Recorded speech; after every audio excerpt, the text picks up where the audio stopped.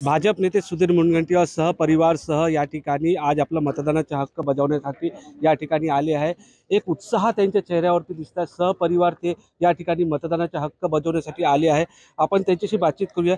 भाऊ, तुम्ही आज मतदानाचा हक्क बजावलाय, काय सांगाल? आम्ही परिवारासहित नेहमीच निवडणुकीमध्ये मतदानाचं राष्ट्रीय कर्तव्य पूर्ण करतो।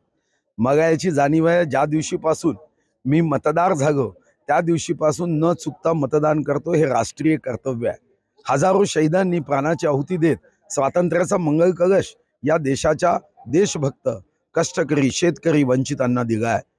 हा राष्ट्रीय कर्तव्य पूर्ण करताना एक जाणीव आम्ही ठेवण्याची आवश्यकता आहे। हजारो शहीदांनी हसत हसत फासावर आपल्या देशासाठी भारत माता की जय वंदे मातरम म्हणत आपले प्राण दिले आहे। हसत हसत आपल्या शरीरातला प्रत्येक रक्ताचा थेंब या देशासाठी अर्पण केला आहे। मग आमची जबाबदारी आहे की बोटाला मतदानाची शाई लागलीच पाहिजे, शाईचा थेंब लागलाच पाहिजे आणि त्या दृष्टीने देशाचा गौरव वाढवण्यासाठी प्रगतीसाठी जातीपातीवर नव्हे, हम सब एक है, हम बटेंगे तो कटेंगे, हम एक है तो सेफ है।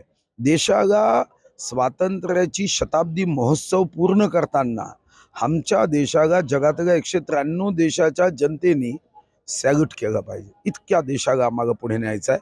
वसुधैव कुटुंबकम हा आमचा भाव आहे। चलो जगाए दीप वहाँ जहाँ अभी भी अंधेरा है, सब समाज को साथ लिए हमको है आगे बढ़ना।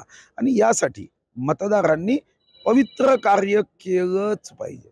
भाऊ, आपण उमेदवार देखील आहात, बल्लारशा विधानसभा निवडणूक लढताय, किती स्वास्थ्य विजय? नाही, माझ्या विजयाचा विषय कुठे आहे? विजय तर विकासाचा, जनतेचा, जनतेच्या प्रगतीचा। शेवटी मी आयुष्यामध्ये निवडणूक जिंकण्यासाठी कधीच उभा राहिलो नाही। मी कामं केली ती लोकांची मनं जिंकण्यासाठी। मला याची जाणीव आहे की मी जेव्हा एकदा 1935 पासून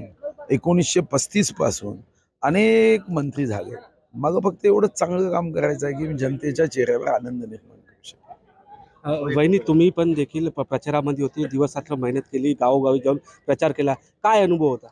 सुधीरजींच्या कामावर सर्व जनता खुश आहे।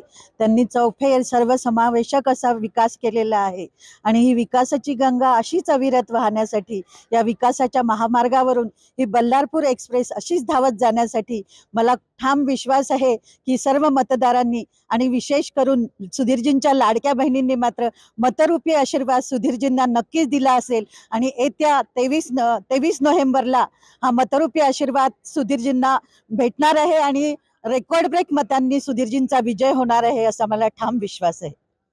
तर रेकॉर्ड ब्रेक मतांनी विजयी होणार असलं असे मत सपना मुनगंटीवार यांनी केले आहे। निलेश घाट, TV9 मराठी, चंद्रपूर।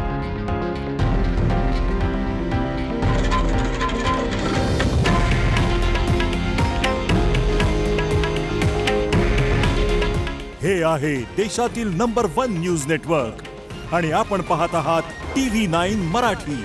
काळजी तुमची, हित महाराष्ट्राचं।